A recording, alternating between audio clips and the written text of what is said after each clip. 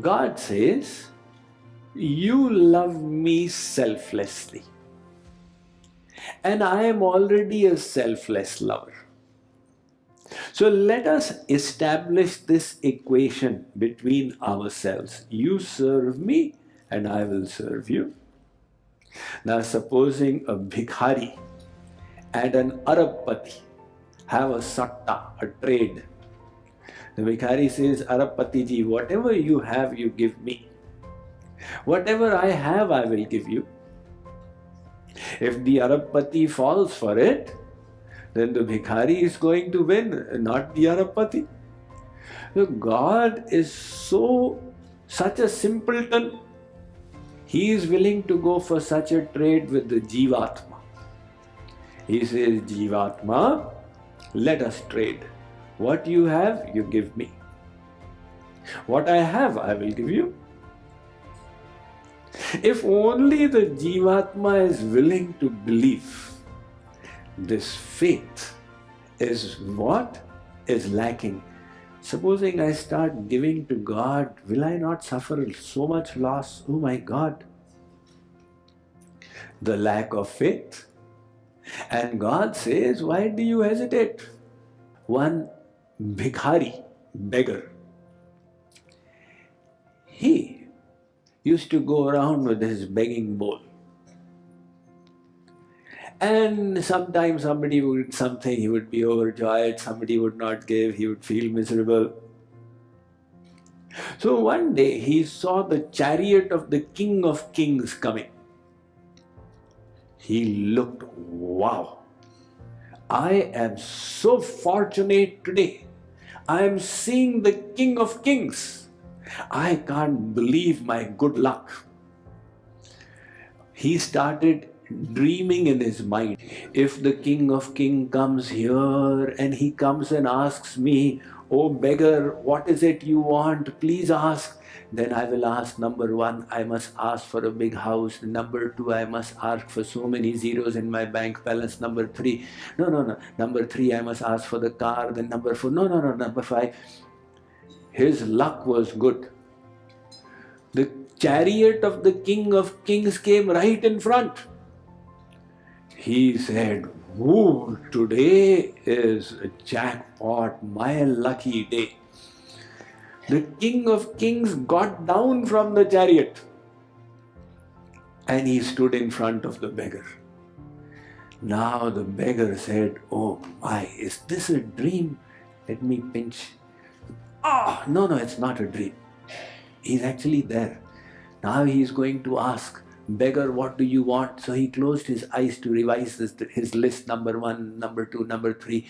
Then he opened his eyes. And the King of Kings had his hand in front of the beggar. "My dear beggar, can you give me something?" What is this? I thought all my wishes will be fulfilled.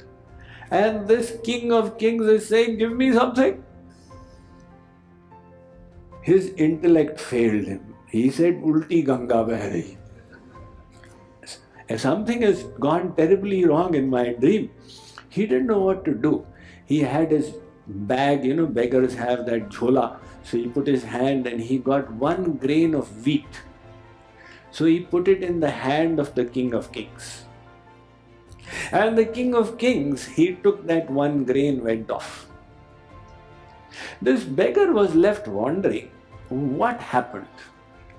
I came to the ocean and yet I am thirsty.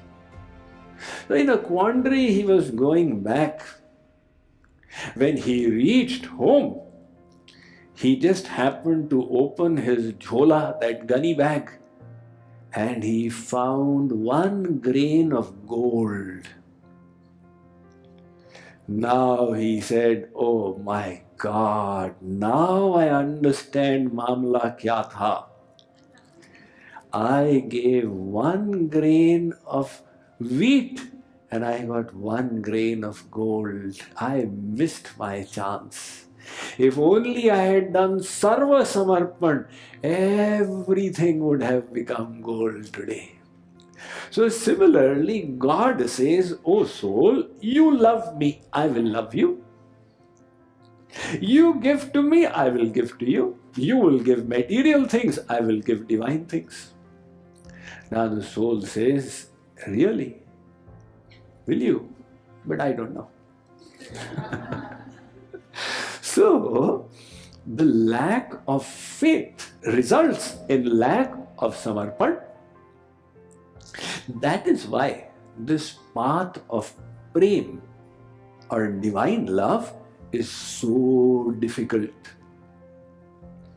Tulsidas Ji Maharaj writes in the Ramayana, Kahu Kahu Vrishti Sharadi Thori Ko ek pav bhagati kahu mori.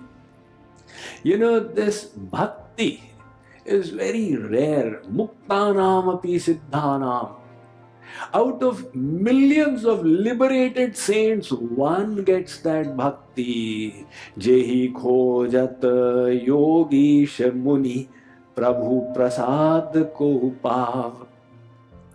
So the soul says, God, can you not give it more easily?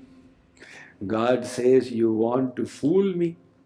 If I give you bhakti right now, and you will take advantage of it, how is that possible? If you want bhakti, you will have to reach that point where you are free from all self-seeking. So what is the way of reaching that stage? That way is what Kripaluji Maharaj is saying here, seva. Oh Lord, I want to serve you. Seva means the desire to offer tan man dhan for the pleasure of the Lord. If you are sweeping the temple, that is a seva. If you are cooking for him, that is a seva. If you are giving in charity, that is a seva. So you serve with the tan, the man and the dhan. You offer your service to the Lord. Now somebody says, look, I wanted happiness. If I had got rasgulla, peda, bhukti, I would have got some happiness. And if I had got mukti, I would have got at least freedom from this material miseries. I've got the sukh of mukti. And now you're saying, don't desire your happiness. Only desire happiness of God. Then will I not become devoid of happiness? Poor guy. Neither worldly happiness nor the happiness of liberation. So this bhakt must be really miserable. That is the catch. What is the catch? Bin mange moti mile, mange mile na bhik. You don't ask God for anything. You only give and give. And He will give you the highest happiness. That is the happiness of bhakti. Sukhani gosh padayate brahmanyapi jagat guru. The Hari Bhakti Sudhodaya says, the Brahmanand of Mukti, when compared to the Premanand of Bhakti, is like an ocean in front of the water in the hoof print of a little calf. The hoof print of a little calf, compare that to Brahmanand. And the bliss you get in Bhakti, compare that to Premanand.